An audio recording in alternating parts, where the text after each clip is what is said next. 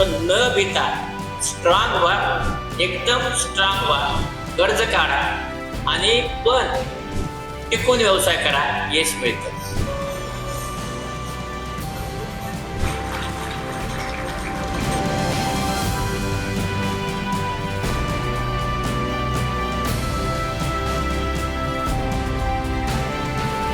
की एक दिवस असा मी बघितला की माझे डिपॉझिट सारस्वतकडे 138 कोटी होते. आणि इंटरेस्टिंग गोष्ट म्हणजे त्या दिवशी आम्ही बघितली तर आमच्या ऑफिसमध्ये साधारणतः 52 लग्न झाले. खरंच सक्षम आणि ब्राईट भारत बनवायचा झाला तर आपल्याला दोन्हीचं समन्वय पाहिजे. आपल्याला लीडर्स पण लागणार चांगले आणि फॉलोअर्स पण. नवीन उद्योग करायचा असेल, नवीन उद्योगामध्ये आपल्याला उडी घ्यायची असेल तर ती कशा पद्धतीची असली पाहिजे याचं संपूर्ण मार्गदर्शन आपल्याला इथे ऐकायला मिळणार आहेच. पण त्याचबरोबरीने त्यांचे अनुभव सुद्धा ते आपल्याबरोबर शेअर करणार आहेत. एकदा जोरदार टाळ्या होऊन जाऊ देत या सगळ्या कामासाठी. सगळ्यात आधी सर अभिनंदन, आत्ताच तुम्हाला पुरस्कार मिळाला. माझा पहिला प्रश्न तुम्हाला आहे की तुम्ही एवढे यशस्वी आहात तरी सातत्याने एवढं काम करत राहता, कामातून निवृत्त न होता तितक्याच जिद्दीने तुम्ही आजही काम करताय. मग यामागची खरी प्रेरणा काय आहे?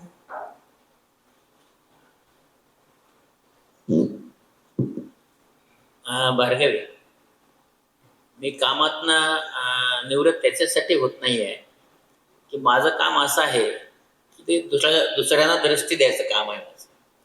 आणि त्याच्यातनं निवृत्त समजा मी झालो तर मग एक गोष्ट मला नेहमी असं वाटते की मनुष्य जेव्हा घरी बसतो तर घरी बसल्यानंतर एक असं म्हण की 2-3 महिने घरचे लोक नमस्कार चमत्कार करतात आणि त्याच्यानंतर ते एक अडगळीची वस्तू म्हणून आपण एका बाजूला बसून जातो. त्यामुळे माझं सगळ्यांना एकच म्हणणं आहे की जोपर्यंत तुमचे हातपाय थकत नाहीत आणि मेंदू थकत नाही तोपर्यंत आपण काम करत राहिलं पाहिजे. आणि म्हणून ही दुसरी इनिंग करत असताना म्हणजे 65 वर्षाची इनिंग करत असताना मी ही एकट्याच्या जीवावर सुरू नाही केली आहे. म्हणून मला सगळ्यांना सांगायचं की आपण जेव्हा दुसरे निर्माण करत असतो तेव्हा मी माझी मुलं निर्माण केली. हे आधी ठरवून केले की माझी मुलगी सायली ही रेटिना सर्जन, माझा मुलगा कालच FRCS झाला तर तो कॉर्निया सर्जन आहे आणि त्याच्यानंतर अकोलोप्लास्टिक सर्जन. मी सुनबाई केली, ती पण ठरवून केली डोळ्याची डॉक्टर. आणि ती ठरल्यानंतर आमच्याकडे कोण नाही म्हणजे तज्ञतामध्ये तर लहान मुलाचा डॉक्टर नाही.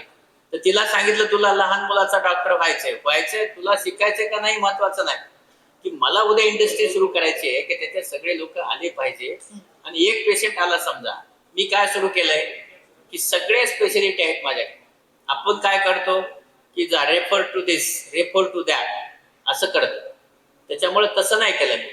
One stop solution. एकदा तुम्ही डोळ्याचा पेशंट म्हणून माझ्याकडे आलात तर माझ्याकडे 5चे 5 एक्सपर्ट आहेत आणि त्यांना लागणारे सगळे इक्विपमेंट मी घेतले आहेत. तिथे जाऊन तपासून या, इथं जाऊन तपासून या, हे करून या, उद्या भेटा, अजिबात नाही. पुन्हा माझ्याकडे 4 एक्सपर्ट आहेत, ह्यांची फीस ह्याची त्यांची त्याची 200-500 त्याची 1000 अजिबात नाही. एका फीसमध्ये 4चे 4 डॉक्टर तपासतात आणि ते तपासून त्याच्यानंतर त्याला हे करत मी ठरवलेलं आहे की आपण सेवा करायची. सेवा करत असताना पैसे मिळत राहतात. आणि म्हणून मला सगळ्यांना सांगायचं की आपण आपला व्यवसाय वय झालं म्हणून बंद करू नका. आपण ते करत राहा आणि करत राहिलं तर यश मिळतच राहतं. फक्त मराठी माणूस कुठे गडबड करतो की त्याला भीती नावाची फार मोठी गोष्ट वाटलेली असते. अरे मी 10 वर्षे मजुरी केली, जास्तीत जास्त काय होईल, पुन्हा मजुरी करेल, आहे का नाही. म्हणजे आपण म्हणतोच ना की आपण जन्मलो तेव्हा लहान बाळ असतो, म्हातारपणी लहान बाळ असतो, पुन्हा मजुरीला जाईल. पण न भीता स्ट्रॉंग व्हा, एकदम स्ट्रॉंग व्हा, कर्ज काढा आणि पण टिकून व्यवसाय करा, यश मिळतं. Thank you sir. तर एक नक्की तुम्हाला भेटल्यानंतर आणि ऐकल्यानंतर खूप इन्स्पायर व्हायला होतं, एक कलाकार म्हणून सुद्धा. की तू पहिल्या लहानपणापासून तुला मला पाहत आली म्हणून वाटतं. पण नेहमीच असं वाटतं की आपण गेल्याही वेळेला एका चर्चासत्रात तुम्ही ही गोष्ट सांगितली होती की एकतर कुठल्याही गोष्टीची लाज बाळगू नका आणि आयुष्यभर काम करत राहा. तसंच पुढचा प्रश्न माझा विजय सरांना आहे. what are the business opportunities outside India in the import-export business in the current world, and how should the youth explore it? See, should I answer in English? Yeah, Yoruba. any language. See, there are a lot of opportunities. Today, we always look at Europe or we look at USA for business opportunities. But it is not only Europe and USA. CIS countries, African continent, and where is Australia? These are the areas we are not exploring. There are tremendous opportunities. GCC countries, of course, Europe and USA. Because when it comes to Europe, USA, because we are accustomed to that. Like for tourism also, we like to go to Europe, we like to go to USA and all. But I think Mr. Sandeep will bear me out that if you go, Mr. Patil sir, if you go to African continent, Australia and other countries, you will enjoy more. And there are a lot of nice areas and we used to go. Like in India only we go for tourism. So what I feel is opportunities are tremendous. It explores. You have to focus on what are your products, what are the you want to do, how much you want to grow, and you should be consistent on that. You should never leave hopes. In business, and I always say that if you are consistent and focused, you will never lose in business. You will get business and you will succeed in business. But if you are not consistent, then it's difficult because don't lose hopes. And in World Trade Center, what we can support you is that we get a lot of foreign delegates across the globe. And they give you a lot of opportunities to do business. We introduce you to them, but then you have to make your business. So these are opportunities which you have to explore and have it, grab it, what you call it. You don't get opportunity on a plate. You have to work for it.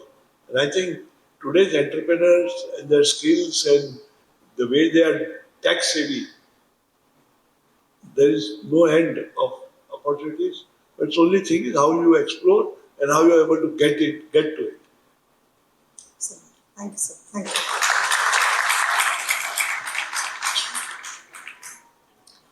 Satish sir, आपल्या करिअरमध्ये business करताना अनेक टप्पे येतात जेव्हा आपल्याला थोडंसं depression येतं, ज्याला आपण नैराश्य म्हणतो, आणि अशाच वेळेला योग्य निर्णय घेणं खूप महत्त्वाचं ठरतं. हे संतुलन कसं राखावं? सर्वप्रथम मी तुम्हाला सांगू इच्छितो की मी एक मध्यम कुटुंबीय फॅमिलीमधून आलो. आतापर्यंतचा प्रवास हा 40 वर्षाचा आहे. वय 70 रनिंग, पण थकत नाही असं. बघा, नैराश्य हे प्रत्येकाच्या जीवनामध्ये येतं. माझ्याही आलं होतं. कारण मी ज्या इंडस्ट्रीमध्ये आहे ती इंडस्ट्री कॅपेक्स इंडस्ट्री आहे, फार्मास्युटिकल. जिथे आज पैसे घातले तर त्याचे रिझल्ट 5 ते 7 वर्षांनी मिळतात. आणि असे कॅपेक्स करत करत जेव्हा मी गेलो तेव्हा माझ्या लक्षात आलं की कॅपेक्स इतके झाले आहेत आणि एनकॅशमेंट पुढे थांबली आहे. आणि त्यावेळेला काय असतं, जेव्हा बॅलन्स शीट बघितलं जातं बँकेच्या त्या बायनॅक्युलरमधून, प्रत्येक रेशो मार खात असतं. मी कित्येक बँकेत जेव्हा जायचो त्यावेळेला मला सांगायचं, साहेब तुमचे रेशो जरा सांभाळा. अशी एक वेळ आली की कन्सॉर्शियम मला सारस्वत बँकेकडनं करावं लागेल म्हणून मी सिडबी या बँकेकडे गेलो होतो. तिथे जे माझे मित्र होते, industry secretary doctor Chhatrapati Shivaji, very nice person, त्यांनी मला 65 कोटी सँक्शन केले. 6 महिने ते पैसे दिले गेले नाही. आणि नेहमी बोलवायचं बसवायचं. मी एक दिवशी गेलो 10-10:30, 12:30पर्यंत मला बोलवलं नाही. मग शेवटी मी काय केलं की ती सेक्रेटरी जी चेअरमनची होती आणि MDची, ती जेव्हा टॉयलेटला गेली, माझा स्वभाव थोडा कडक आहे, मला आवडत नसं बसायला. मी नॉक केलं आणि आत घुसलो. आश्चर्य वाटलं मला, चेअरमन आणि MD इकॉनॉमिक टाइम्स वाचत होता. मी त्यांना म्हटलं की साहेब हे काय? तर म्हणाला, I mean doing some work. म्हटलं you are simply reading at my cost Economic Times. आणि त्यानंतर मी तिथून रागाने पेपर टाकून बाहेर पडलो. पण तुम्हाला एक सांगतो, आयुष्यात आपल्याला कोणी ना कोणीतरी भेटतंच. कारण आपण जर चांगलं केलं असेल तर तो परमेश्वरवरती असतो. आणि त्याच वेळेला माझे सारस्वत बँकेचे चेअरमन जे एकनाथ ठाकूर यांच्याकडे ही जेव्हा बातमी गेली, ते माझ्या ऑफिसला आले. मला ते त्यांच्या ऑफिसमध्ये घेऊन गेले आणि त्यांनी एक बोर्ड रिझोल्युशन केलं की हा आमच्या कम्युनिटीचा माणूस आहे, GSB, या माणसाला कितीही पैसे लागले तरी देऊ, पण कन्सॉर्शियम हे देणार नाही. आणि तुम्हाला सांगतो, असा प्रवास करत करत शेवटी माझी लायबिलिटी जवळजवळ 108 कोटीवरती होती. पण केलेली जी इन्व्हेस्टमेंट जी होती ना, ती 5 वर्षात 6 वर्षात अशी एन्कॅशमेंट सुरू झाली की एक दिवस असा मी बघितला की माझे डिपॉझिट सारस्वतकडे 138 कोटी होते. त्या दिवशी मी डिसिजन घेतलं की आता पैसे नसलेले दिवस बघितले, आता पैसे आहेत हे दिवस बघितले. मी देशाचे जवळजवळ $57 बिलियन एक्सपोर्ट्स एका बॉडीवर केबॅक्सेल म्हणून 24 वर्ष करायचो, 1992 to 2020. तो ही माझी पॅशन होती.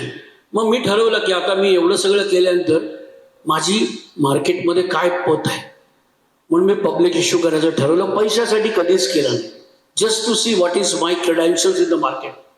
आणि पहिला IPO मी जेव्हा केला, खरं 3,500 कोटीचं व्हॅल्युएशन होतं मॅडम. पण तुम्हाला माहिती आहे ना, समोर बसलेले माणसं ती कधीच ते एक्सेप्ट करत नाही, डेट फ्री कंपनी असूनही. शेवटी व्हॅल्युएशन मला त्याने सांगितलं 2,000 कोटी. मी सांगितलं चला आपल्याला 30% द्यायचं, 70% आपल्या हातात आहेत ना. क्विक डिसिजन घेऊन मोकळा झालो. त्यांना सांगितलं काही हरकत नाही, 2200 म्हणजे 2000चं 2200 आणि टेक ऑफ करू. I am very happy to say as a Maharashtrian it got over subscribe 97 times. आणि त्याच दिवशी मी बँकेचे सगळे पैसे बँकेला दिले. ज्या बँकेचा मी बॉरोवर होतो, आज मी त्यांचा डिपॉझिटर आहे. आणि आनंद म्हणून सांगतो तुम्हाला की माझा प्रवास 92% pharmaceutical API goes in internationally, in international market. आणि मी असे प्रोडक्ट सिलेक्ट करतो की जिथे चायना स्ट्रॉंग आहे. मी चायनाबरोबर फाईट करतो आणि दरवर्षी 2-3 प्रोडक्ट मी आणत असतो. आय एम क्वाईट कॉन्फिडंट की पुढच्या 2.5-3 वर्षाच्या प्रवासात my company from 8,000 crore market cap will touch to 15,000 crore market cap. आणि नैराश्यामध्ये आणखी एक येतो, तुम्हाला सांगतो.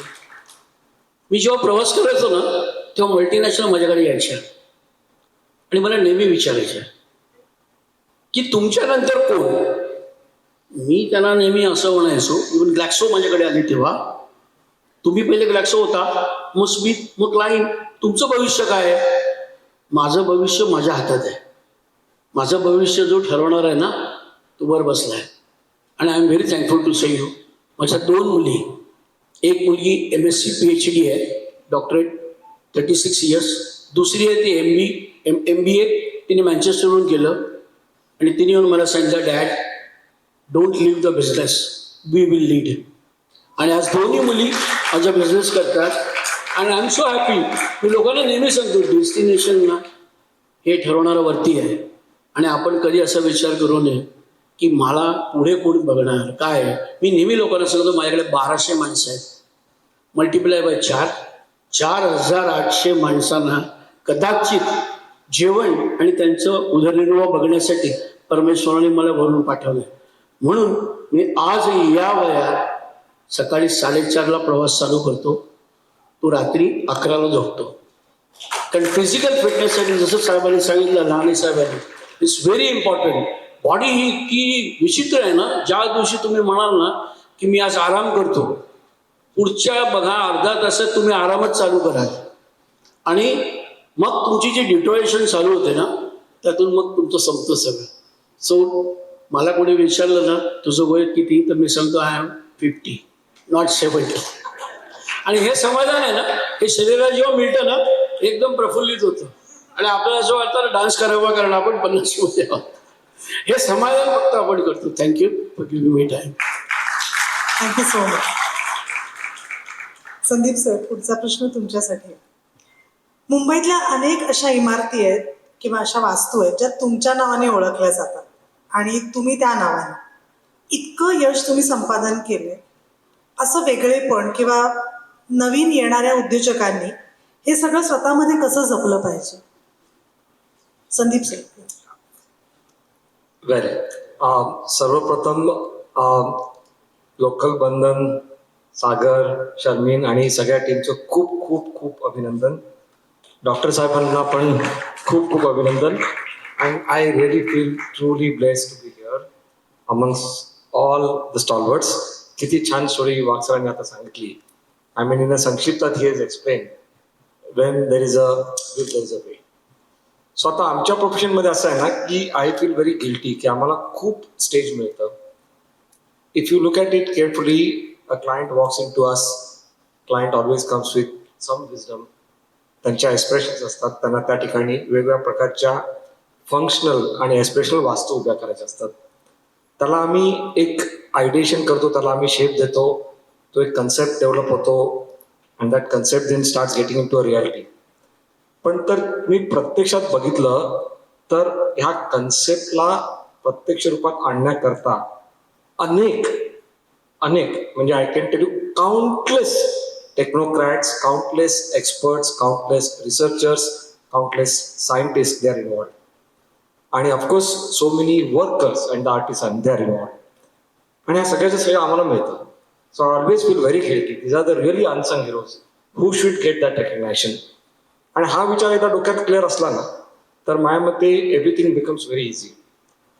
जसं प्रसाद सरांनी पण सांगितलं की आमचा brand ambassador is my security person, so I think that keeps you grounded. There is a very beautiful saying by Helen Keller की together you can do so much, alone you can do so little. So तो collaborative एक clarity आणि एक विश्वास तुमच्याकडे असला I think none of the recognition gets into your head. You always remain grounded. आणि सर्वे देखील तुम्ही जर बघितलं असेल तर त्या कंपन्या ग्रो होतात जिकडे एक इन्क्लुझिव्हनेस आहे, एक फॅमिली टाईपचं वातावरण आहे, एक easy access to their seniors, to their colleagues आहे आणि फ्रीडम ऑफ एक्सप्रेशन आहे. आणि that is what even the next generation is wanting for. So I think these are some of the key elements. आणि आमचं field खूप creative असल्यामुळे तिथे आम्हाला तो एक ॲडव्हान्टेज मिळतो की इंटरॅक्शन खूप होते. आमच्या ऑफिसमध्ये टायमिंग नाही, सकाळी 7ला सुरू होतं, रात्री 11 वाजेपर्यंत चालू असतं. कोणी कधी या कधी जा, परंतु काही इतर डिसिप्लिन्स ऑफिसमध्ये आहेत. त्यामुळे अशा बऱ्याचशा फ्लेक्झिबिलिटीमध्ये एक तो ऑटोमॅटिकली एक बॉन्डिंग आणि इन्क्लुझिव्हनेस तयार होतो. I feel that is very important and that is what takes you ahead. आणि इंटरेस्टिंग गोष्ट म्हणजे त्या दिवशी आम्ही बघितली तर आमच्या ऑफिसमध्ये साधारणतः 52 लग्न झाली. म्हणजे within the office, Within the office म्हणजे all of those people. Sir बहुतेक वेळ मिळत नसेल ना सकाळी 7 ते रात्री 11 बाहेर जाणार. ऍब्सोल्युटली. आणि सडनली मला लक्षात आलं की बऱ्याचशा सोशल फंक्शनला लोक खूप जवळ माझ्याशी बोलतायत because they find our office as a matrimonial ground. So it's a very good issue.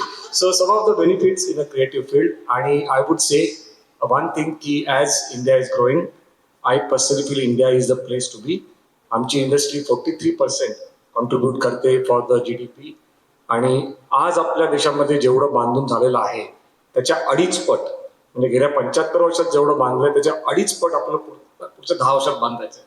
आणि दीज आर रिअल नंबर्स, म्हणजे हे सगळे रिअल नंबर्स आहेत. त्यामुळे I would encourage each one of you, all the young minds, whoever wants to become an architect, that will be the most wise decision. आता हिमांशीची मुलगी आमची सारा, तिने पण आर्किटेक्ट व्हायची डिसिजन घेतली आहे.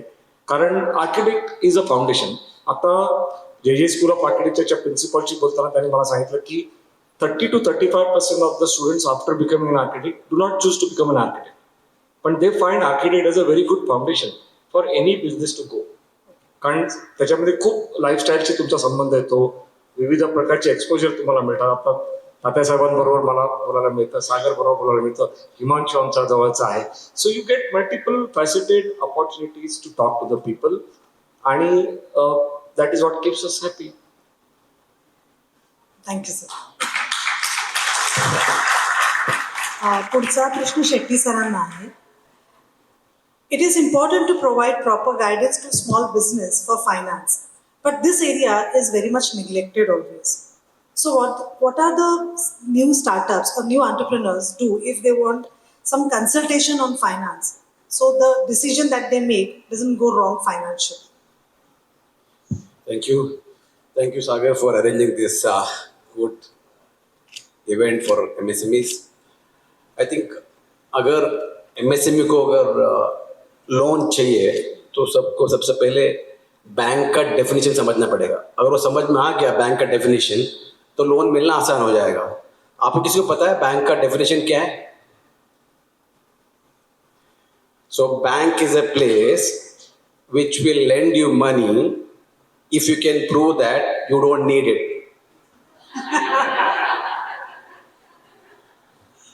राइट? तो आप बिजनेस कर रहे हो, अगर आपको बैंक से लोन चाहिए, आपको बैंक को ये प्रूव करना पड़ेगा कि आपको लोन की जरूरत ही नहीं है। तो वो कैसे प्रूव करना है, हर एक बिजनेसमैन को आपको पता है, बिकॉज आपको अपना बिजनेस के बारे में पता है, आपको पता करना पड़ेगा और आपको वो बिजनेस को इतनी अच्छी तरीके से समझाना पड़ेगा बैंक को कि बैंक को बिल्कुल चाहिए यार, इसको तो मैं अगर पैसा दूंगा वापस पक्का आएगा। राइट? दूसरा, मैं एक कंपनी में पहले काम कर रहा था, 20 साल काम किया, उसके बाद मैंने रुपीबॉस चालू किया। वो कंपनी का जो ओनर है एक ही चीज़ बार बार बोलते थे, वो है God is in details. God is in details. Right? So आपका बिजनेस को लेके बहुत पैशनेट हो, राइट? तो आपके लिए आपका बिजनेस सब कुछ है, राइट? तो उसके साथ में आपको फाइनेंस के बारे में फुल डिटेल में जाना पड़ेगा। अगर आप वो डिटेलिंग में नहीं जाएंगे तो फिर आपका बिजनेस एक्सपांड नहीं हो पाएगा। कोई भी business, right, whether it is Reliance बोलो, आप कोई भी बिजनेस बोलो, अगर वो ग्रो नहीं करेगी वो मरेगी। यूनिवर्सल ट्रूथ है, anything which is not growing will die. अगर आपका बिजनेस भी अगर वो हर साल ग्रो नहीं हो रहा है, 100% वो मरेगा। तो उसके लिए आपको अभी सुप्रिया लाइफ से थोड़ा आउटलायर है कि डेट फ्री कंपनी है, लेकिन अगर मैं पूछूं तो यस, आपको समझना चाहिए बिजनेस को और लोन लेना चाहिए। क्यों? क्योंकि आपका खुद का पैसा आप खुद फुल डालोगे, उसका भी एक रिस्क है, राइट? तो आप अपना एक 25% डालोगे, बाकी 75% आप बैंक से लोगे और एक हर साल आप ग्रो करोगे, आपका कैपिटल का आपका रिक्वायरमेंट बढ़ती रहेगी। बैंक क्या करती है, हर टाइम आप जब बैंक में जाओगे वो क्या बोलते हैं कि प्रॉपर्टी लेके आओ, प्रॉपर्टी लेके आओ। आप कितना प्रॉपर्टी लेके आ पाओगे? एक लिमिट है, राइट? तो इसलिए आपको बैंकिंग पूरा समझना चाहिए, कैसे बैंक में लोन मिलता है, फुल डिटेल में जाके आपको समझना पड़ेगा। और आप बिलीव नहीं करोगे, मैं जो बिजनेस कर रहा हूँ ना, बैंक में एक ये है नेगेटिव प्रोफाइल, ठीक है? मेरा जो बिजनेस है बैंक के लिए नेगेटिव प्रोफाइल है। बोले तो ये इंडस्ट्री को लोन नहीं देना चाहिए, क्योंकि मैं चलाता हूँ डीएस से, ठीक है?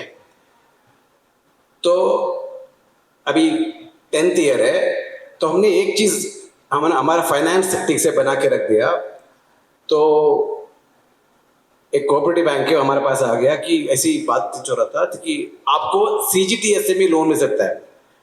तो मैंने बोला ठीक है, मेरा पेपर है, देख लो, मिलता तो दे दो, राइट? तो I was very indifferent, but only thing is papers are intact. मैं जो भी आपका कंप्लायंस बोलो, बैंकिंग बोलो, सब पेपर हमारा कंपनी का परफेक्ट है, राइट? तो आई वॉज टेलिंग देना दे दो, आप देख लो, right? So I was not, ऐसे पुश करना नहीं पड़ा। तो डेस्परेशन देखा है नहीं कभी बैंक को, तो खुद बैंक आ गया, एक किया और 1 करोड़ का CGTSME लोन दिया, और अब मैंने कुछ एफर्ट भी नहीं दिया, right? So if your papers are good, it is easy to get loans. So I think business करते करते आपको इस पे भी अगर आप ध्यान देंगे, लोन, मेरा पर्सनल एक्सपीरियंस है, बिकॉज एक दिन में हम लोग 500 MSME को पर्सनली मिलते हैं ऑन द ग्राउंड।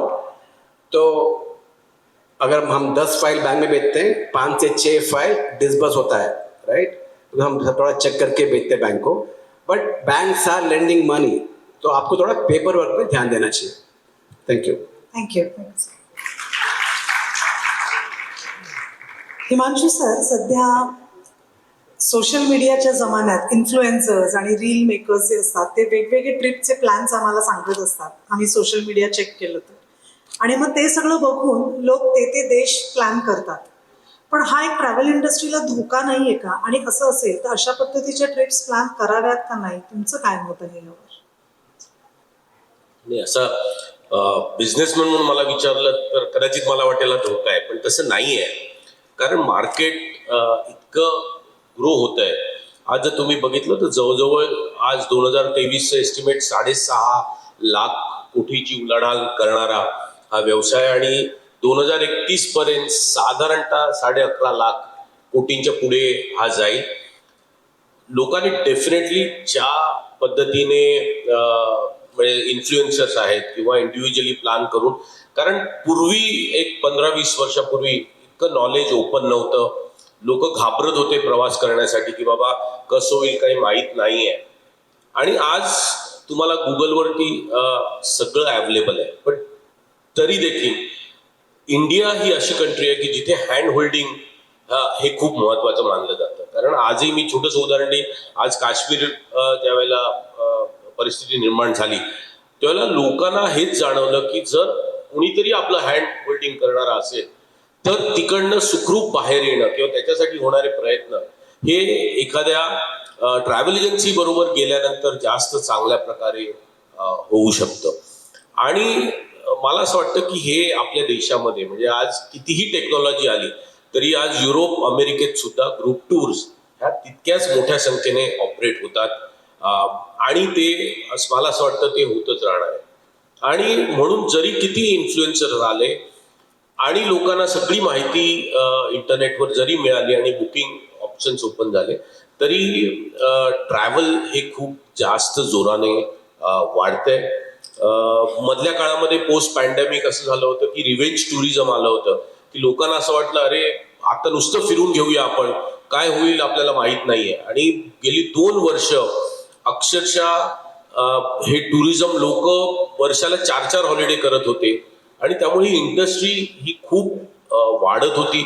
आणि मला असं वाटतंय की ही त्याच ह्याने वाढणार आहे. थोडंसं मी इथे एक तुम्ही विचारलेल्या प्रश्नापेक्षा वेगळं आहे की सुप्रिया लाईफ सायन्सेस आज डेट फ्री कंपनी आहे. ह्यांनी सांगितलं SMA तुम्हाला लोन मिळताना जर नको असेल, पण मला असं वाटतं ट्रॅव्हल हा असा व्यवसाय आहे की जो विदाऊट कॅपिटल हा सुरू होऊ शकतो. तुम्हाला कुठली डिग्री लागत नाही. नॉलेज हे आज की आहे आणि नॉलेज इझिली अवेलेबल आहे. लोकांच्या पैशावरती सुरू होणारा हा व्यवसाय आहे. आणि तुम्ही जर चांगल्या प्रकारे जर हा व्यवसाय केला तर डेफिनेटली लोक परत परत तुमच्याकडे येणार आहे. आणि मला असं वाटतं की थोडंसं लोन हे तुमच्यावरती असावं, कारण लोन तुम्हाला ऑन टोज ठेवेल की बाबा ह्या लोनसाठी का होईना मला रिलॅक्स होऊन चालणार नाहीये, मला काम सतत करतच राहावं लागणार आहे. आणि तुमच्या कुवतीप्रमाणे तुम्ही तुमच्यावरती ते लोन ठेवावं की जे तुम्हाला सतत आठवण देईल की नाही मला सतत काम करत राहणं हे तितकंच गरजेचं आहे. आणि मला असं वाटतं तरुणांना मला सांगावं असं वाटतं की प्लीज ट्रॅव्हल इंडस्ट्रीमध्ये खूप ऑपॉर्च्युनिटीज आहेत. या नॉलेज इझिली अवेलेबल आहे, पण धंदा सुरू करणं हे अतिशय जास्त स्वतःचे मालक बना आणि ह्या धंद्यामध्ये या. आणि हा खूप चांगला धंदा आहे की धंदा करत असताना तुम्हाला जग फिरायला पण मिळतं. आज मी जवळजवळ ह्या धंद्यातनं 130 पेक्षा जास्त कंट्रीज मी स्वतः व्हिजिट केलेल्या आहेत. आणि ज्या वेळेला आम्ही तर गावातनं आलो, एका लहानशा गावातनं, आणि ज्या वेळेला आम्ही ह्या कंट्रीज एक्सप्लोर करत होतो त्यावेळेला आमचं व्हिजन हे बदलत गेलं. तिथल्या आयडियाज, तिथले लोक, तिथली टेक्नॉलॉजी ही आम्हाला मिळत गेली. आणि मला असं वाटतं की त्याच्यामुळे आज आम्ही इथपर्यंत येऊन पोहोचलो. थँक्यू. थँक्यू सागर सर. डिजिटल मार्केटिंग हा सध्याच्या सेल्सचा अत्यंत महत्त्वाचा भाग आहे. त्यासाठी उत्तम स्ट्रॅटेजी प्लॅनिंग असणंही असतं, गरजेचं असतं. तर हे कसं करावं आणि ब्रँडिंग खरंच तितकं महत्त्वाचं आहे का, किंवा आजकाल कोलॅबरेशन्स करणं महत्त्वाचं आहे, ते एक्झॅक्टली कोणाबरोबर करावं आणि कोणाबरोबर करू नये ब्रँडच्या अँगलने? ओके, तर सर्वप्रथम मी एक सांगतो की याचं उत्तर मला कुठून मिळालं. मी साधारण 100च्या वर कॉलेजेसला व्हिजिट केलं आहे. अनेक उद्योजकांना म्हणजे नाशिक, शिरपूर, धुळे अनेक जागी जाऊन मेंटॉरिंगचे सेशन्स केले आहेत. आणि हा जो मेंटॉरिंग आहे, मी माझ्या आयुष्यात मेंटॉरिंग आणि स्ट्रॅटेजी हा नॉट बाय प्रोफेशन आहे, बाय पॅशन. त्यामुळे मी ऑलरेडी शपथ घेतलेली आहे की एक नवा पैसा मेंटॉरिंगचा किंवा स्ट्रॅटेजीचा घ्यायचा नाही. असं नाही की याचा अर्थ माझी चार्टर्ड प्लेन आहे आणि मी खूप श्रीमंत आहे, but this is my passion. So याचं रिझन कुठनं आलं मी सांगतो. माझ्या हे जे तू आता डिजिटल म्हणते, मी जेव्हा बघितलं, जेव्हा मी व्यवसाय चालू केलेला तेव्हा मला गायडन्सला कोणी नव्हतं. किंवा म्हणजे मी अनेक जागी जायचो तर तिथे मला, मी असं म्हणेन की मी मागायचो त्याचं उत्तर एक्झॅक्टली मिळायचं नाही.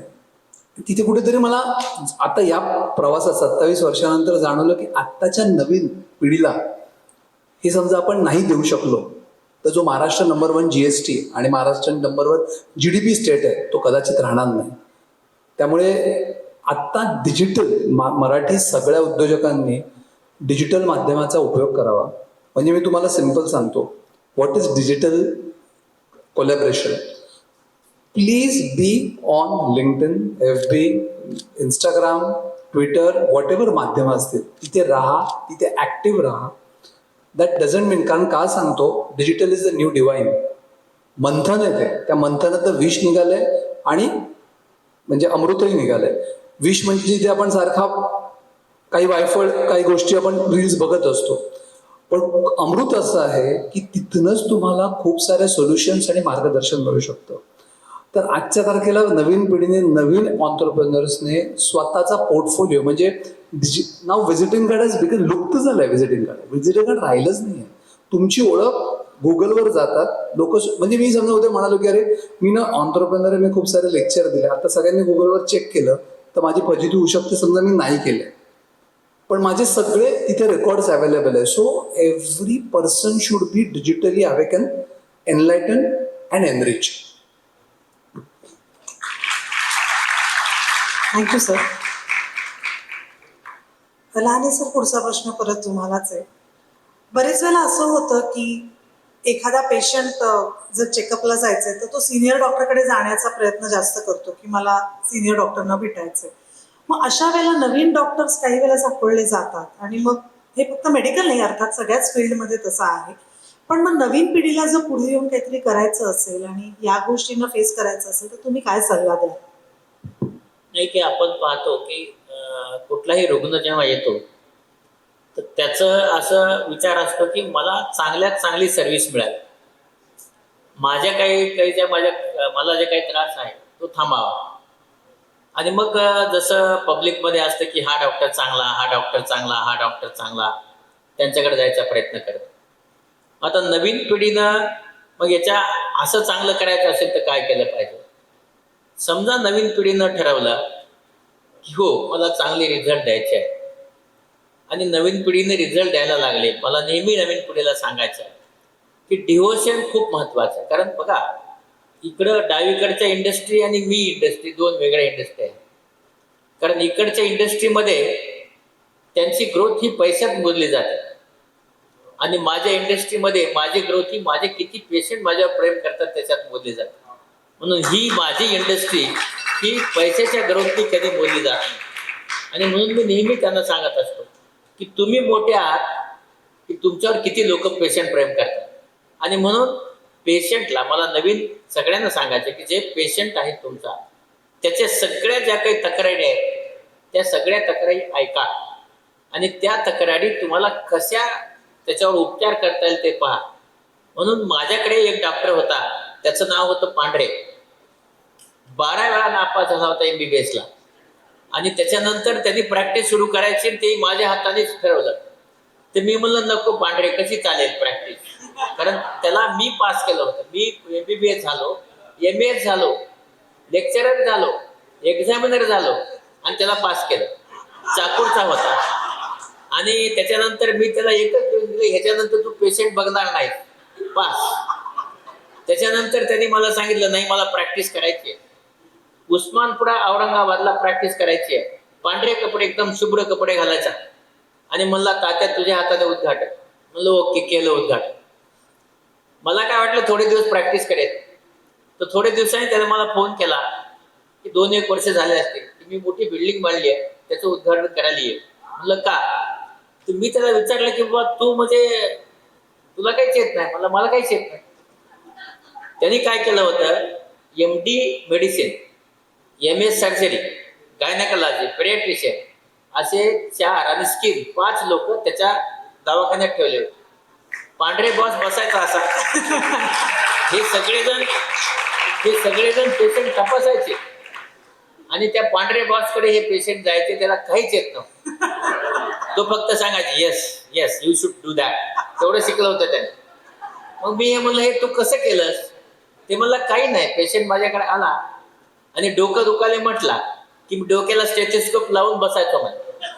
इकडं कुठं रे. गुडघा दुखायला म्हणला, गुडघ्याला स्टेथोस्कोप लावायचं.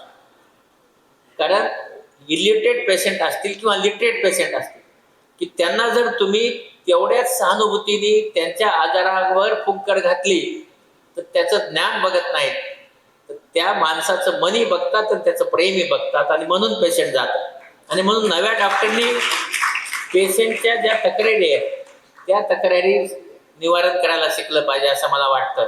आपल्याकडे कसं आहे की आपल्याकडे ज्ञान खूप आहे, पण ते ज्ञान आपण त्यांच्यापर्यंत घेऊन जात नाही.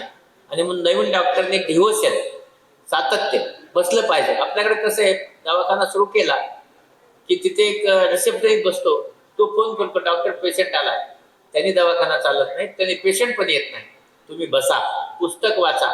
पण जेव्हा रुग्ण येईल तेव्हा तुम्ही दिसले पाहिजे, तर रुग्ण तुमच्याकडे येणार आहे. मग मला असं वाटतं की दोन इंडस्ट्री नक्कीच वेगळ्या आहेत. म्हणून इथं तुम्ही तुमच्याकडं नंबर मोजा रुग्णाचा, तिथं त्यांनी पैसे मोजावे. कारण ही इंडस्ट्री तुमचा किती त्याच्यावर विश्वास आहे. आणि म्हणून विश्वास संपादन करणारी इंडस्ट्री, सेवा करणारी इंडस्ट्री म्हणजे वैद्यकीय इंडस्ट्री आहे. थँक्यू. वा वा.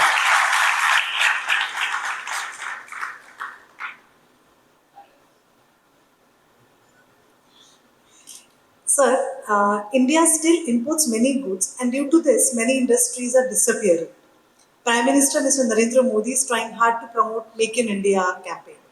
In this context, what is the advice you give to the younger generation so that India can make its place? Very difficult question. Because Prime Minister made a slogan, Make in India. See, whatever policies are made in this government, or whichever government, it has to percolate till the down level, which is not happening. Like Dr. Saab said very nicely that in my clinic, if you go, after that you have to not go outside for eye. Here, there is no one desk. People say single window and all that, one desk. Ease of doing business, all these are good slogans. But it's not happening in practice. Make in India, if you talk, and imports, we are threatened, many industries are closed. This has happened after 1997, 98. Because we started importing more. We were importing 2 billion from China. Today we are importing 160 billion worth of goods, only from China. So our imports have gone up, and from other places. And people feel, you see, we are businessmen. So we feel in trading, if I am getting more profit, why should I manufacture? Go have an inspector Raj, have this agency coming to me, so many complications. I don't want. So my advice is that you should do the business where there is a minimum interaction with the government, and you will succeed. Like IT business. It was said in earlier that in 2 areas we succeeded. In IT we became brand name, and in Beauty Queen and Universal Queen we succeeded. In both there was no government interference. So that, if you see before 20 years, we had a lot of heroines who have become Miss Universal, Miss World. Why? Because there was no government interference. And in IT people succeeded a lot that time, and even now they are, because there is no government interference. You are not to go to inspector. You are not to go to government. You are not to go to anyone. So you will succeed in business when there is a minimum government intervention. And you see, you have to also see that many of the areas which are by the various huge, big groups, you can't succeed in those areas. Because they will not let you succeed. Like he's in pharma. He knows what are the products he should manufacture. Like he said, I'm competing with China but not any Indian company. So he's very happy because he's not to worry. Local competition. Outside competition all face. Like in family, it's very difficult to solve your problem. But outside problem you can solve. You can be a consultant to others but not your family members. Similarly in business, how will you succeed? You should choose the product, you should choose the industry and trade where you see the minimum government interference. What you can do on your own without visiting Mantralaya, without visiting any government or inspector office. You will succeed. Whatever it's said and done, we may have a lot of policy, we may have a lot of good speeches. Of course, today there is no politician who came. But he would also made some speeches, some announcements. The scheme which he showed here, that was launched here only by Mr. Subhash Desai on women and women policy, women entrepreneurship. So, but I still admire our Indian entrepreneurs. That in spite of so odds, so many difficulties, Inspector Raj, so many permissions for one industry and trade, they are succeeding and they are doing business. Hats off to all entrepreneurs. And as I feel that they need a lot of support. Because government can kill an entrepreneur, but government cannot make an entrepreneur. Entrepreneurship comes from within. That's a skill. Many people nowadays go only for jobs. We'll do some good job. Why? Many people don't want to join their father's business, like family business. Many people. Here also some people may be that those children don't want to join their business. Because like Mr. Lard said, my son doesn't want to join my facilitation business. He wants to go to auto industry. He can afford to put him there, but some people may not be able to afford to. So that's different. So what main is, you choose the industry and the sector where there is a minimum government interference, minimum permissions required, you will succeed. Whether IT, now there are a lot of business coming up in digitization, artificial intelligence, many things. After artificial intelligence, many jobs will be, people say that jobs will go down, some people say it will grow. Let's see what happens. Digitization has not lost, we have lost so many jobs. But of course, unwanted import. In Made in India, if government wants to succeed or even government should say that you have not to come to government office. No industries or businessmen come to government office. Like GST is good, but GST now again become very cumbersome. Why should government have any permissions or any license with a criminal tag? If you do this wrong, you will have a criminal offense, this offense. There should be no criminal offense to any industries. Like we can take a case of one last time, say, Vijay Mallya. We declared him fugitive, we declared. Now today government has recovered more money than what he owed to the bank. He owed only 5,500 crores, 6,000 crores. Today in assets they sold, they covered 14,000 crore rupees. Same thing in Harshad Mehta case. They gave 16,000 crore back to their family. 16,000 crores. And we said he is a defaulter, he is fugitive, he is this, somebody is absconder. How do we talk about it? See, government has to see industrialists and businessmen with open mind, not to think that everybody is a defaulter, everybody is doing wrong. And that will make people make in India succeed. If you want to have make in India succeed, you have to have minimum laws, better governance, rather than more government and less governance. Thank you. Satish sir, chemical इंडस्ट्रीत असल्याने पर्यावरणाचं संतुलन राखणं हे तुमच्यासाठी अत्यंत महत्त्वाचं ठरतं. सामाजिक भान जपावं लागतं हे सगळं करताना. पण व्यवसाय करताना या गोष्टी किती महत्त्वाच्या आहेत आणि जर तरुण पिढी या व्यवसायात येत असेल तर त्यांनी त्या कशा जपल्या पाहिजेत? खरंच बघाल ना तर आमची जी फार्मास्युटिकल आणि केमिकल इंडस्ट्री आहे ही देशासाठी खूप कॉन्ट्रीब्यूट करते. तुम्ही इव्हन हे बघाल की ज्या वेळेला आपल्याकडे करोना होता तेव्हा आपल्याच फार्मास्युटिकल इंडस्ट्रीने आपल्याला वाचवलं आहे. पण हल्ली मी ना जे काही बघतो 5-10 वर्षात की इंडस्ट्री ही जाणून बुजून बदनाम केली जाते. पूर्वीसारखं आता राहिलं नाही मॅडम. एन्व्हायरमेंटचे जे काही प्रॉब्लेम होते त्याच्यामधनं ज्या काही गोष्टी आणि जे काही त्रास आणि ज्या काही शिक्षा व्हायच्या त्यामध्ये लोक हळूहळू सुलट झाले. प्रत्येकाला असं वाटतं की माझा प्लांट सेफ्टी आणि चांगल्या पद्धतीने चालावा, कारण फ्युचरमध्ये जे कोणी आहे राहणारी आहे जी पिढी त्याच्याकरता काहीतरी आपल्याला ठेवलं पाहिजे. पण प्रत्येकजण आपल्यापर्यंत ते करत असतो. पण अनफॉर्च्युनेटली त्या गोष्टी ज्या आमच्या पिढीने सहन केल्या, मला अतिशय खंत वाटते सांगायला की सेकंड पिढी ते नाही करू शकणार. कारण सेकंड पिढीची स्टाईल ऑफ लिव्हिंग आहे, एज्युकेशन आहे. मी साधा सिंपल सांगतो ना कशाला पाहिजे. माझ्या नंबर 2च्या मुलीबद्दल जे तिचं वय आहे साधारण 30-32 वर्ष. एकदा ती गेली फॅक्टरीमध्ये. तिथे गेल्यानंतर तिने पूर्ण 15 दिवस अगोदर सगळ्या लोकांना आपली मीटिंग फिक्स केली होती. मीटिंग सुरू झाली. सडनली फॅक्टरीमधले जे सिनियर 2 हेड आहेत ते उठले, गायब झाले. असं करत करत सगळे 12च्या 12 गायब. म्हणून ती कंटाळून बाहेर गेली. तुम्हाला सांगतो फॅक्टरी इन्स्पेक्टर आहे ना तो आलेला होता आणि तो आला म्हणून सगळे मीटिंग सोडून लोकांना जावं लागलं. ही अतिशय परिस्थिती चुकीची आहे. कारण कसं असतं ह्या पिढीलाही आवडत नाही. कारण त्या पिढीने त्या फॅक्टरीच्या डायरेक्टरला असं स्पष्ट विचारलं की साहेब माझं म्हणणं नाही तुम्ही केव्हा येऊ शकता, पण ॲटलिस्ट इंटिमेशन देऊन आलात तर बरं होईल ना. कारण मी जी मुंबईहून 210 किलोमीटर ट्रॅव्हल करून आली, प्री प्लॅनिंग प्री सगळ्या हे करून 15 दिवस माझा पूर्ण दिवस पोट गेला ना.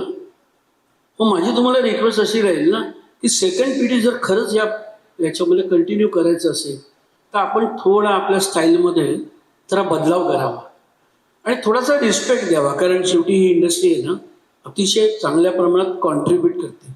GST देते, एम्प्लॉयमेंट देते, डायरेक्ट इनडायरेक्ट बरेच पैसे या देशाला मिळवून देते. मग रिस्पेक्ट हा रेसिप्रोकेटिव्ह आहे ना. जो आम्हाला लहानपणापासून शिकवलं आमच्या आईवडिलांनी. तुम्ही आम्हाला रिस्पेक्ट द्या, आम्ही तुम्हाला रिस्पेक्ट देऊ. हे जर थोडं शासनाने जर केलं तर मला वाटतं खरंच बरं होईल. आता ह्या 25 तारखेला I am very proud to say everybody, मी महाराष्ट्र राज्य सरकारची फार्मास्युटिकल पॉलिसी प्रेझेंट करतोय जिओ सेंटरला. आता मला कधी कधी असं विचारतात माझ्या घरातले आणि माझे बरेचसे मित्र, कशासाठी टाईम वेस्ट करतो, जा बायको मुलांवर फिरून ये. मी सांगतो जे करायचं होतं ते वय गेलं निघून. आता जे आहे ना ते पॅशन आहे, ती कंट्री आहे. मी हा देश सोडून जाऊ शकत नाही.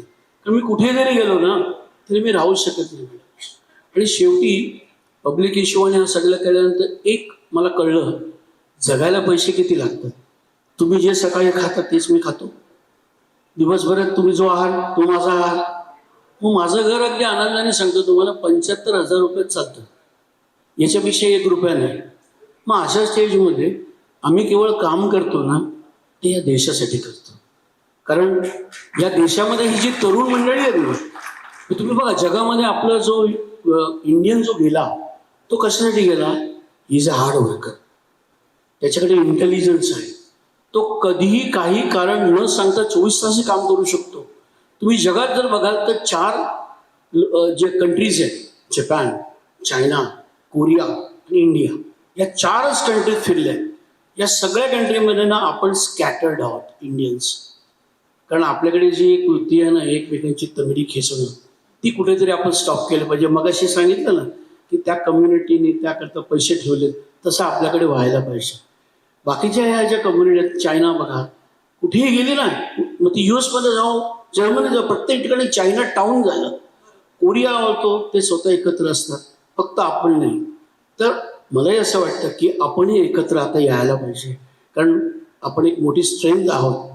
आपल्याकडे कितीही आणि काही गोष्टी करायची तयारी आहे आणि इंटेलिजन्स आपल्याकडे खूप आहे. आय एम व्हेरी थँकफुल की मी या देशात जन्माला आलो. आणि मला नक्की खात्री आहे की माझा देश या सेकंड पिढीला कितीही काही प्रॉब्लेम वगैरे ते फेस करतील आणि त्यांनी फेस करावं. लाईफमध्ये जेव्हा तुम्ही काही फेस कराल ना तर 100% मी सांगतो तुम्ही फ्युचरमध्ये चांगलं करू शकाल. कारण एकदा फेस केल्यानंतर दुसऱ्याला तुमची फेस करायची ताकद असते, तुम्ही पळून जाणार नाही. तेव्हा मी फक्त एकच मेसेज त्याला देईन, work hard, think of a certain goal, never say no. कुठेही तुमचं अपयश आलं ना तर शांतपणे एक तासभर शांत एका रूममध्ये बसा आणि विचार करा की माझं अपयश का आलं. तुमचं सोल्युशन तुम्हालाच मिळेल, दुसरं कोणी तुम्हाला सांगू शकणार नाही. आणि आय एम कॉन्फिडेंट तुम्हाला असा जर प्रवास तुम्ही केला ना तर तुम्ही नक्की सक्सेसफुल एंटरप्रेन्योर होणार. एंटरप्रेन्योरशिप ही मराठी माणसांमध्ये आहे. फक्त आपण नोकऱ्याच केल्या आणि तुम्ही कुठेही बघा इंडस्ट्रीमध्ये गेलं तर टॉप पोझिशनला तुम्हाला महाराष्ट्रीयन माणूसच दिसेल. का? कारण तो हार्ड वर्कर आहे, सचोटी आहे, म्हणून तो तिथे बसला आहे. मग आपण जरूर मेहनत करू शकतो आणि स्वतःचा बिझनेस हा उभा करू शकतो. एवढंच माझं त्यांना निवेदन आहे. धन्यवाद. Thank you. Thank you sir. Sandeep sir, तुमच्यासारख्या मोठ्या आर्किटेक्टला अनेक स्मॉल स्केल इंडस्ट्रीजची पण मदत घ्यावी लागते. म्हणजे एखादा मोठा उद्योजक होताना तुम्ही इतरांनाही अप्रत्यक्षरित्या मदत करत असता. तर या स्मॉल स्केल इंडस्ट्रीजला एका उद्योजकांनी या कशा निवडाव्यात जेणेकरून त्यांचाही त्या प्रगतीसाठी हातभार लागू शकेल? Good question. सो मी थोडासा थ्रेड डॉक्टर साहेबांकडनं आणि just sorry. Okay okay. Vijit sir, सरांना जावं लागलं. Sorry sorry sir. So coming to the basics, म्हणजे आता खूप इंटरेस्टिंग डिस्कशन झालं आणि खूपच व्हॅल्युएबल गोष्टी इथे बोलल्या गेल्या. म्हणजे जो एक इमोशनल क्वेश्चन डॉक्टर साहेबांनी सांगितला तो खूप महत्त्वाचा आहे. कारण तो एक पर्सनल कम्फर्ट तुमच्या आणि तुमच्या रिलेशन्समध्ये येणं ह्याला सगळ्यात अपेक्स महत्त्व आहे. Everything works beyond that. आणि जसं सतीश सरांनी पण सांगितलं की believe in your self, have a clarity in your ethics. He spoke lot about ethics. Ethics is something that builds the business, that builds the empire. He spoke about bank, and I'll tell you one thing. I mean, I came from a very humble background where there was no seed capital at all. The only one thing my father told me that you are intelligent, and your intelligence will take you wherever you deserve to go. But make sure that keep a good ethics. Everything that you do has to be 100% legal. And whenever you go ahead in the life, and if you are looking behind, you should not feel ashamed about anything. So right from that day, we kept on building our balance sheet, which was so meager. And I remember I first put my balance sheet in 1989 nil. And then we kept on building our balance sheet, kept on paying the service tax, which was applicable then. मग GST आला, अतिशय मेटिक्युलसली loan घेऊन दिलं. आणि मग अशी परिस्थिती आली, ॲज वी सेड, की वी ग्रीव. आणि मग मोठे प्रोजेक्ट मिळायला लागल्यानंतर त्याच्याकरता क्लायंट्स आणि इन्स्टिट्यूशनल क्लायंट्स बँक गॅरंटी मागतात. सडनली 400-600 कोटी रुपयाची बँक गॅरंटी द्यायची. तेवढी कोलॅटरल सिक्युरिटी नसते. पण बेस्ड ऑन युअर बॅकग्राऊंड, तुमचं सिबिल रेटिंग बघून बँकांनी समोरनं त्या पद्धतीच्या गॅरंटीज आम्हाला बीजी दिल्या. Not on any collateral security, on certain premium. म्हणजे सांगण्याचा उद्देश काय आहे की what ever you do never remains unnoticed. It always builds your future. जसं दादासाहेबांनी पण सांगितलं की त्यांनी 25 वर्ष गव्हर्नमेंट सर्व्हिसमध्ये त्या सगळ्या इक्विपमेंट सप्लायरना जो एक आधार दिला होता तो त्यांना त्यांच्या मुख्याच्या वेळेला कामाला आला. So all the SMEs, every startup should believe in this things and go steady and slow. Everybody wants a very fast result like a mark Zuckerberg, but that never happens in real time. तुम्हाला पहिली 5, 7, 8 वर्ष ही खूप फाउंडेशनमध्ये देणं आवश्यक आहे. आणि those foundations has to be ethically very strong. पुढचा point जो सागर म्हणाला तो खूप महत्त्वाचा आहे आणि तो आपल्याकडे लॅक होतो, म्हणजे इन्स्टिट्यूशनलाइज. मग आपण जे करतो ना ते आपण नीट डॉक्युमेंट करत नाही, किंवा ज्या पद्धतीने त्याला इन्स्टिट्यूशनलाइज करायला पाहिजे. म्हणजे आता लोकलमधून इतकं छान काम करतात. So I feel it deserves 100x credit from what he is doing. But there is lot that needs to be done. म्हणजे तुम्ही एखादी छोटीशी देखील वेस्टर्न वर्ल्डमधली कंपनी बघितली तर they come from that particular attitude की everything that they will do will have that kind of institutionalisation. त्यामुळे त्यांचा सक्सेशन प्लॅन हा त्यांना खूप इझी होतो. कारण हे थोडंसं कल्चर बिल्ड झालेलं आहे. आणि I don't think it is far away for us. म्हणजे आपणही कुठे त्यात मागे पडत नाही आहोत. आज ग्लोब इज वन, सगळ्यांना सगळ्या ठिकाणी चांगला कनेक्ट आहे. त्यामुळे स्मॉल स्केल इंडस्ट्रीला खूप खूप खूप वाव आहे. म्हणजे आमच्या फील्डमध्ये तर काउंटलेस आणि I can tell you limitless वाव आहे. जसं मी मगाशी म्हटलं तसं, म्हणजे आता आमचे काही पोर्टल्स आहेत त्याच्यावरती मोर दॅन 1000 प्रॉडक्ट्स आहेत. त्यामुळे आता हळूहळू सगळं डिजिटाईज होत आहे. त्यामुळे आय ऑलवेज से की keep a respect on these processes. म्हणजे कुठचंही एखादं ग्रीन प्रॉडक्ट असेल, एन्व्हायरमेंटली सस्टेनेबल प्रॉडक्ट असेल, तर today everything like you have a Zomato, Swiggy, Amazon, same thing is happening in our industry. Everything is getting digitized. The minute any layman sitting in any corner of the country, in a rural area or in any village, they have to just go and find that portal and they'll get the list of those particular products. त्यामुळे this is the right time where you can exponentially grow your business if you go systematically, if you lay down your foundations very properly, and if you have an aim to institutionalize your organization in a 3 to 5 years. Because whatever can be measured can be improved, and whatever can be measured and can be improved can be institutionalized. त्यामुळे ह्या गोष्टी काय आहेत ना, ही गोष्ट जसं आपल्याला शाळेत काही गोष्टी शिकवल्या असतात तशा बिझनेसमधले एथिक्स फॉलो केले तर I think India is the place for every one in any field, especially in my field also there is lot of glorious future. Thank you sir. Shetty sir, what are the 3 important tips that you would give to the entrepreneurs to strengthen their loan profile? Okay. Besides the expression that they don't need a loan, as you said. I think few of them clearly mentioned it now. Most important thing is you have to get entire business to your banking and balance sheet. Some people think that tax बचाने के लिए अगर आप income नहीं दिखाओगे तो उसका एक price आप पे करोगे, जो एक तो आपको लोन कम मिलेगा प्लस आपका कंपनी का वैल्यूएशन नहीं आएगा, राइट. आप बिलीव नहीं करोगे, मुझे बहुत सारा रिक्वेस्ट आता है. कभी कभी हम एमएसएमई का जब भी काम करते हैं, वो लोग क्या बोलते हैं कि हमको इनकम लेके आओ दो, हम ज़्यादा टैक्स भरेंगे. ऐसा भी so you have to do that. अगर आपको आगे जाके आपको ग्रो करना है तो अगर आपको ज़्यादा लोन चाहिए, ज़्यादा इन्वेस्टर चाहिए, आपको पूरा का पूरा बिजनेस आपको बैंकिंग में लेके आना पड़ेगा, राइट.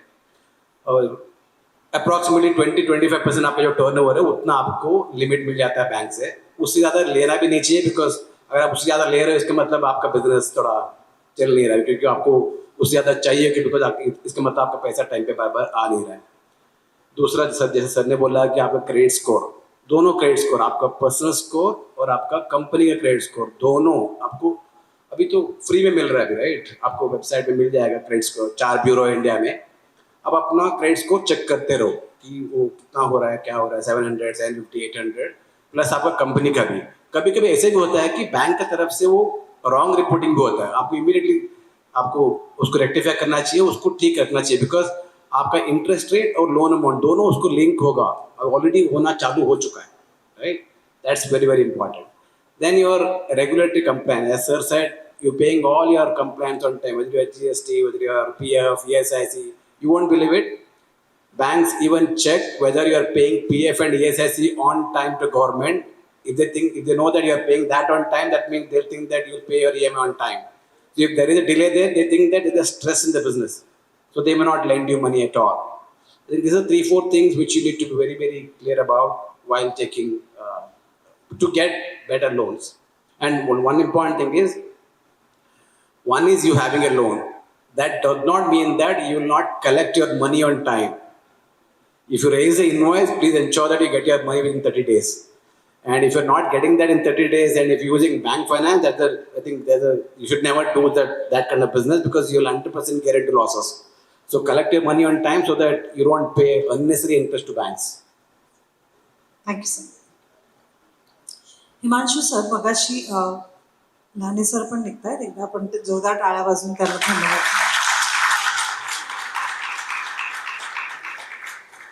हिमांशू सर, मगाशी तुम्ही उल्लेख केलात की कोविड नंतर अचानक ट्रॅव्हल इंडस्ट्रीत एक खूप बूम आला, पण अशा वेळेला अचानक जेव्हा पहलगाम सारखा अटॅक होतो तेव्हा पुन्हा व्यवसाय बॅकफूटवर जातो काही रिजन्ससाठी. मग अशा वेळेला जेणेकरून त्याच ताकदीने पुन्हा टुरिझममध्ये काम करण्यासाठी आपण काय प्लॅन करू शकतो किंवा काय केलं पाहिजे?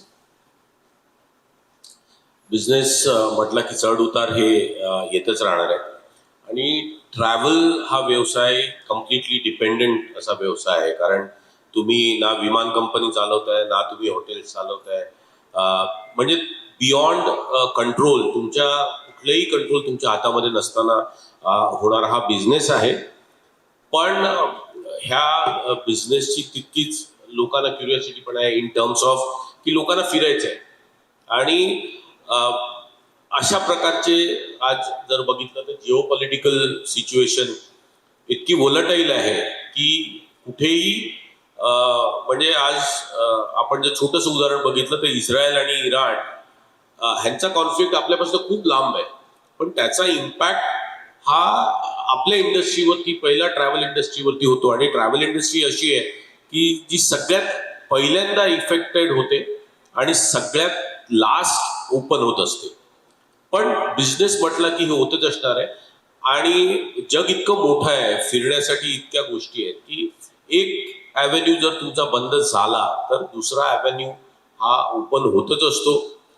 तुम्हाला फक्त ती नॅक हवी आहे की आज जर काश्मीर बंद झालं तर let's move to probably either south साईडला तुम्ही जाऊ शकता किंवा इतर डेस्टिनेशन्स तुम्ही प्रमोट करू शकता. आज जर इराणमुळे संपूर्ण युरोप सेक्टर हा अफेक्टेड झालेला आहे, पण त्याच वेळेला तुमच्याकडे साऊथ ईस्ट एशियामध्ये व्हिएतनाम आहे, ऑस्ट्रेलिया, न्यूझीलंड ह्यासारखे देश आहेत. तर you have to be always alert. आणि खूप अपॉर्च्युनिटीज ह्या व्यवसायामध्ये आहेत. आणि त्याच्यामुळे एखादा इम्पॅक्ट जरी तुमच्यावरती आला तरी देखील देव कुठला तरी दुसरा दरवाजा हा नेहमी तुमच्यासाठी उघडत असतो. आणि त्याच्यामुळे बिझनेसमध्ये येणारे छोटेसे चढउतार आहेत, परंतु जर आपण फ्युचर बघितलं त्या इंडस्ट्रीचं तर खूप ब्राईट फ्युचर आहे. ज्या पद्धतीने आपल्याकडच्या 2 मोठ्या एअरलाईन्स एअर इंडिया आणि इंडिगो, मी एकटे सगळीकडे पोहोचू शकत नाही. म्हणजे आता लहाने सर आत्ता गेले, ते बोलले असते, तेव्हा जे सर्जरी करतात तेव्हा त्यांच्या आजूबाजूला अॅनेस्थेशिस्ट किंवा नर्स नसतील तर it is so difficult to perform. So even a doctor surgeon needs team. आणि मला असं वाटतं की तुम्ही टीमकडे लक्ष द्या, तुम्ही टीम घडवा.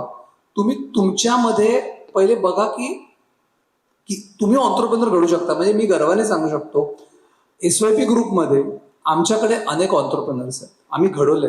आमच्याकडे काम करतात आहेत ॲज, म्हणजे म्हणतात तुम्ही त्यांचं साईड इन्कम बघा. काम आहे त्यांचं साईड इन्कम आहे, त्यांचा व्यवसाय वेगळा आहे. And they are already doing businesses with us, staying with us. So मला असं वाटतं लीडर आणि फॉलोअर हे खूप इम्पॉर्टंट आहे ओळखणं.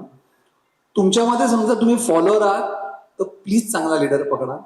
आणि तुमच्यामध्ये लिडरशिप क्वालिटी कुठे दिसत असेल तर literally start making small groups, lead them आणि प्रवास चालू ठेवा. कारण का सांगतो, समजा आपल्याला खरंच सक्षम आणि ब्राईट भारत बनवायचा झाला तर आपल्याला दोन्हीचं समन्वय पाहिजे.